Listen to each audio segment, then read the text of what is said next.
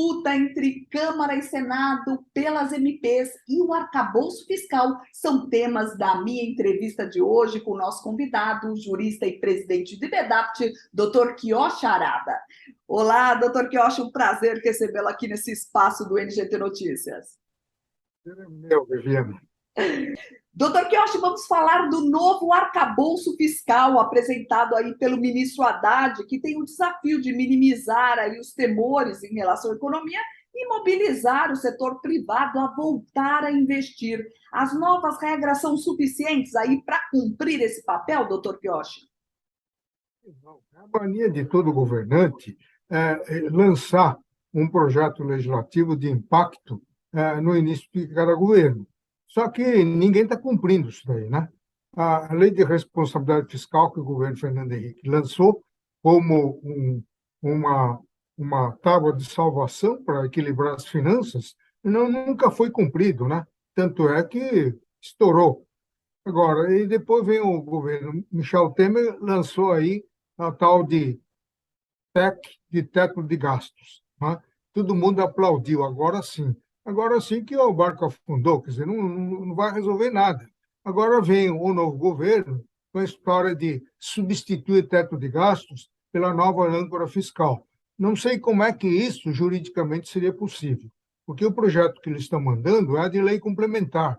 Como é que uma lei complementar vai revogar o teto de gastos que está na emenda constitucional? Então, nós vamos ter dois regimes. Um, teto de gastos, você não pode superar o despesa do exercício anterior, corrigido, e outro de âncora fiscal, que seria dimensionar o montante dos gastos a 70% do acréscimo de arrecadação em relação ao ano anterior, entendeu? Agora, isso não vai resolver. Primeiro, que tem esse impasse jurídico. Segundo, que ninguém vai cumprir isso daí. Se o governo inaugurou em 1º de janeiro, com 37 ministérios, criando, portanto, 60% a mais de ministérios existentes, está sinalizando maiores despesas. Como é que ele vai cumprir essa âncora fiscal? Não vai cumprir coisa nenhuma, entendeu? Isso daí tem um objetivo simplesmente de driblar a ação do presidente do Banco Central, que como se ele, mediante o simples projeto legislativo, ele fosse baixar a taxa de juros. É isso que ele quer. E depois, Viviane, esse projeto está sinalizando o quê? Aumento de receita tributária a partir de 2024. Vai entrar a tributação de lucros e dividendos e, possivelmente, tributação sobre grandes fortunas, entendeu? Por isso que ele está prevendo que em 2024 vai zerar o déficit, entendeu? Ele aumenta a arrecadação, então 70% dessa arrecadação aumentada realmente vai proporcionar uma soma muito grande de receita pública. Doutor Quioche, o senhor citou aí o Banco Central, o Campos Neto, né? Lembrando que o ministro Haddad apresentou as novas regras fiscais para o presidente do Banco Central antes de todos. E mesmo assim o Copom decidiu aí pela manutenção dos juros no patamar de 13,75. E até sinalizou na ata de reunião que a proposta era interessante, mas a impressão que fica é que não bancou 100% aí o arcabouço fiscal, né? Na sua opinião, o Campos Neto vai aguardar aí a tramitação no Congresso para depois decidir sobre a condução dos juros no país? Não aguardar a tramitação, mas vai aguardar o resultado, né, da aplicação da nova legislação. Porque não adianta você simplesmente mandar um projeto que foi aprovado, agora as contas serão equilibradas, porque agora tem um instrumento legal para isso. Ora, se você quiser equilibrar as contas, não precisa de instrumento legislativo, coisa nenhuma. Essa é não gastar mais do que arrecada, isso é elementar, não é? Então, por exemplo, o Banco Central, que é um técnico, ele vai decidir tecnicamente, não politicamente. Como ele declarou que, à medida que ele está mantendo taxa de juros alta, no momento, cria uma certa dificuldade para a sociedade. Mas se ele deixar de fazer isso, no futuro ele vai criar uma dificuldade bem maior. Doutor Pioche, no lançamento aí do novo marco fiscal, o ministro Haddad citou a frase do presidente Lula durante a campanha: vou trabalhar para colocar o pobre no orçamento e o rico no imposto de renda, né? Haddad garantiu que não vai aumentar a carga tributária e descartou aí a volta da CPMF. Só que no primeiro momento o governo gastar mais de 70% aí da receita, né, terá que diminuir os gastos no ano seguinte para 50%, que deve engessar o orçamento do país, uma regra aí mais rígida que o atual teto de gastos. Vai dar para cumprir aí a promessa de campanha do Lula de colocar o pobre no orçamento com essa proposta, doutor Pioche? Demagógico, né? Depois de dizer que não vai aumentar o tributo, ninguém está questionando por que ele foi falar isso. Falando isso, falaram que não vai, né, que diz que a elevação da carga tributária não está no horizonte. Ninguém perguntou. Se ele está falando é porque o governo pretende fazer, entendeu? Quer dizer, vai pegar todo mundo de calça curta ano que vem. Até o final do ano, você pode ter certeza, vai emplacar tributação de juros e dividendos, né? Doutor, que acho que vamos mudar de assunto agora, falar sobre a disputa entre Câmara e Senado aí pelas MPs, né? O impasse entre Lira e Pacheco se arrasta aí desde fevereiro e está congelando a pauta de votações. E o Executivo articula uma solução provisória aí, né? As MPs mais importantes serão apreciadas conforme as regras previstas na Constituição, enquanto as demais serão reenviadas como projeto de lei, regime de urgência aí. É suficiente para resolver esse impasse entre as casas legislativas, doutor Pioche? Acho que não, né? Porque aí esse impasse começou porque o Arthur Lira quer mudar a regra do jogo, né, durante o jogo. Então, se já tem uma comissão mista definida, tantos senadores, tantos deputados, ele não tem que mexer isso para apreciar esta ou aquela medida provisória, entendeu? Então, essa comissão mista de deputados e senadores, ele dá um parecer prévio sobre a medida provisória, quanto à constitucionalidade e quanto à pertinência, né?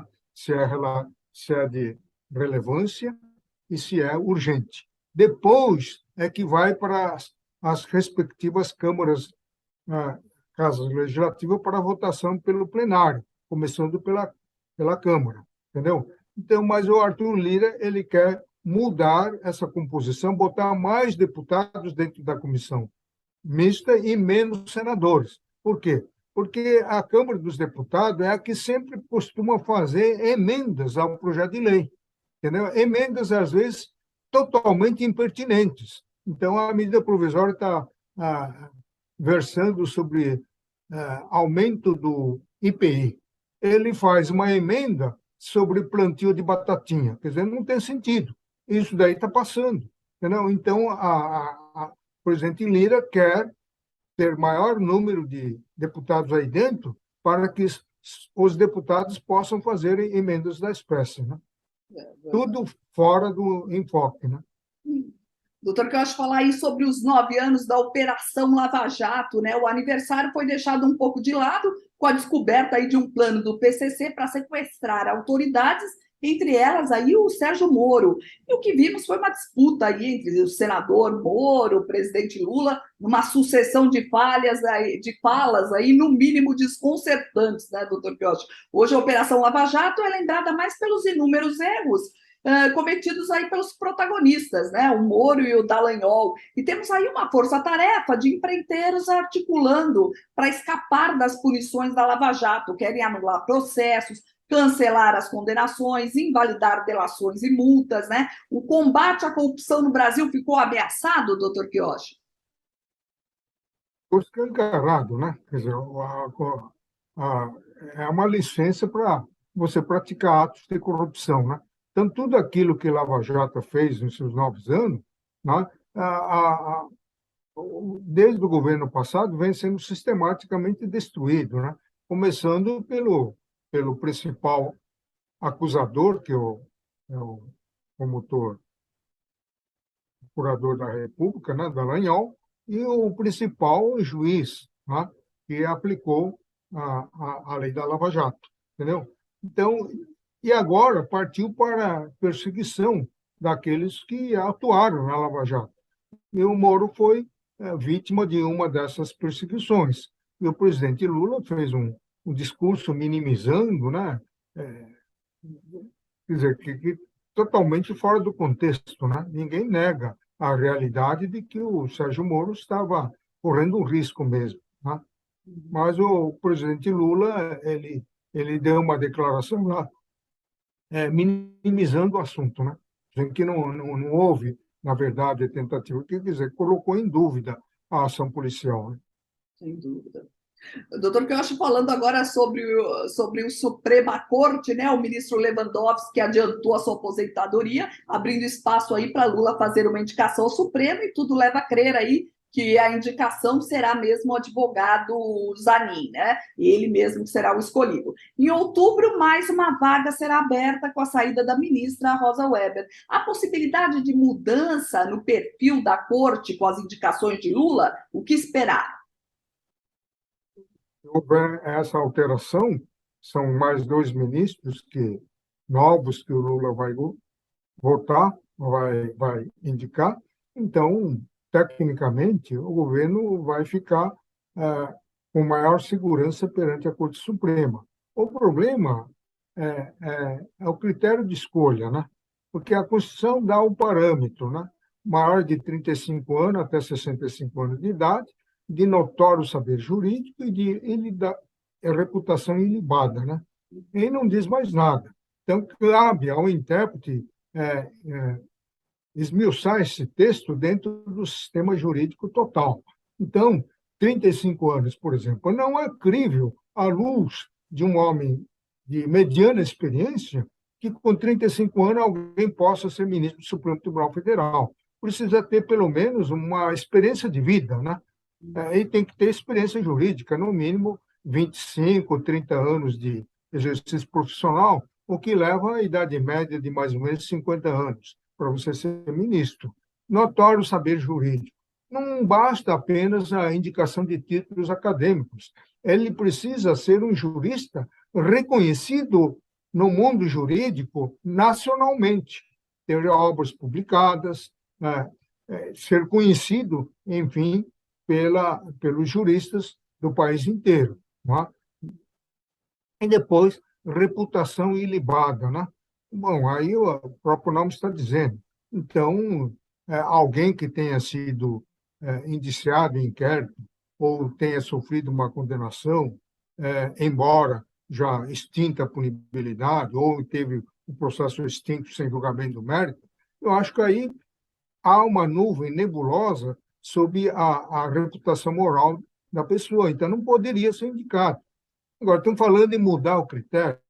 Eu acho que o critério atual, salvo a temporalidade do mandato, que seria bem-vinda, né? O resto não precisa mudar.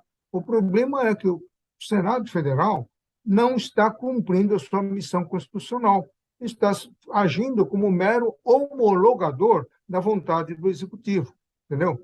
Então, ele deveria, na sabatina política, ele ver o aspecto ético-moral da indicação sob todos os ângulos. Por exemplo, o advogado do presidente Lula, não, ele está impedido. O Senado tem que barrar, ele tem que examinar esse aspecto ético. Não é?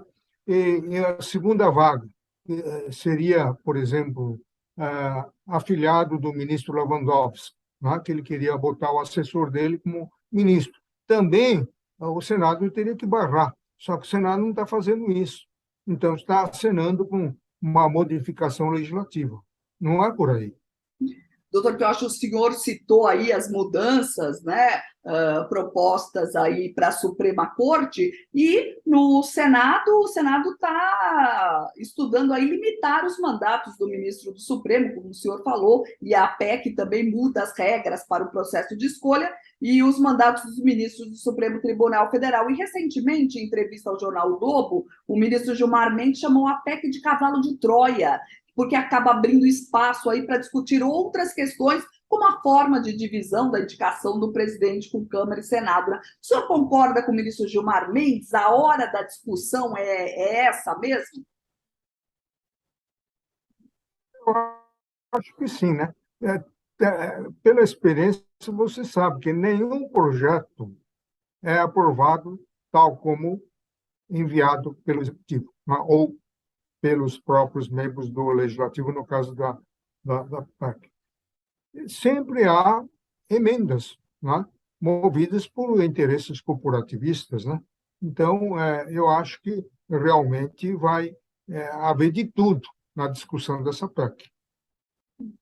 Doutor Quioche, queria muito agradecer sua presença aqui no nosso espaço do NGT Notícias.